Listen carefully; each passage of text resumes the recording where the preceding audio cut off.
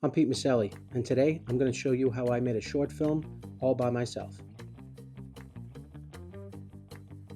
So I recently made a short film called The Drink.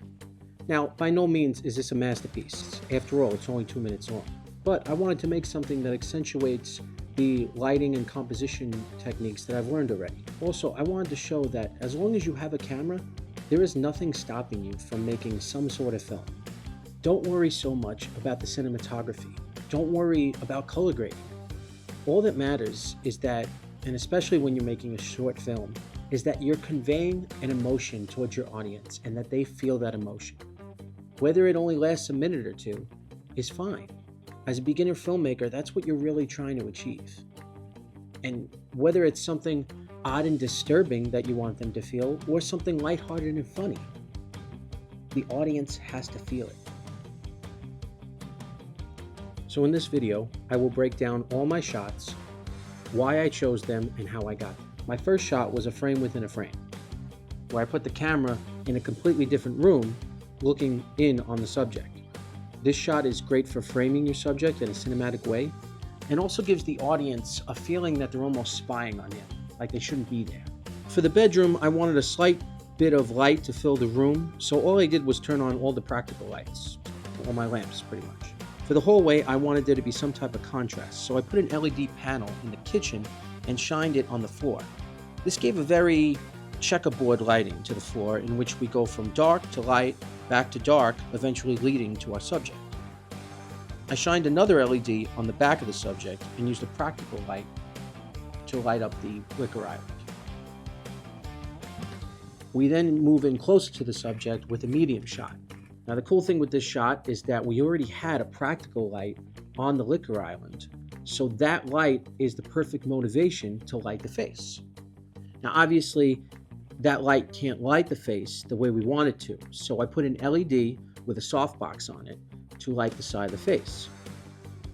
Problem was, the light just was too harsh, so I took some paper towels taped into the softbox to get a softer light. This gives the illusion that the light on the liquor island is actually lighting the one side of my face.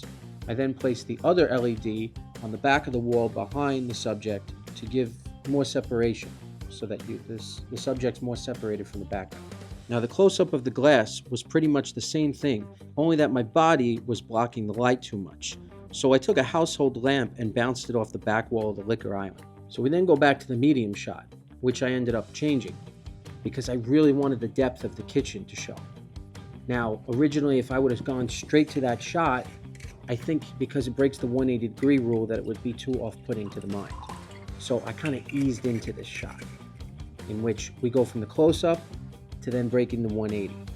The only difference in this shot was that I put an LED in the kitchen and shined it on the ceiling. I then lit a candle to give kind of the illusion that the candle is what's giving off that light.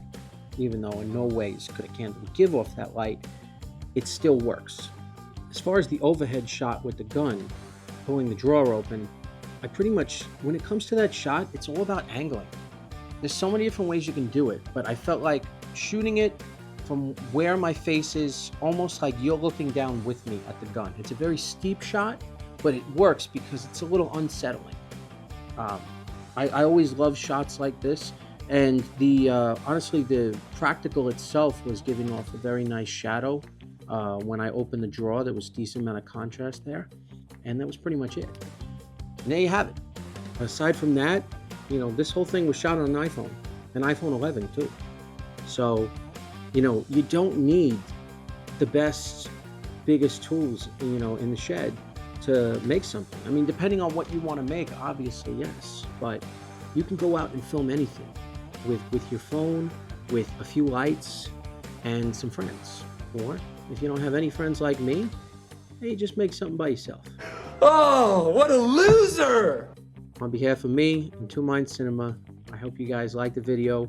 Please like and subscribe, and I'll see you soon.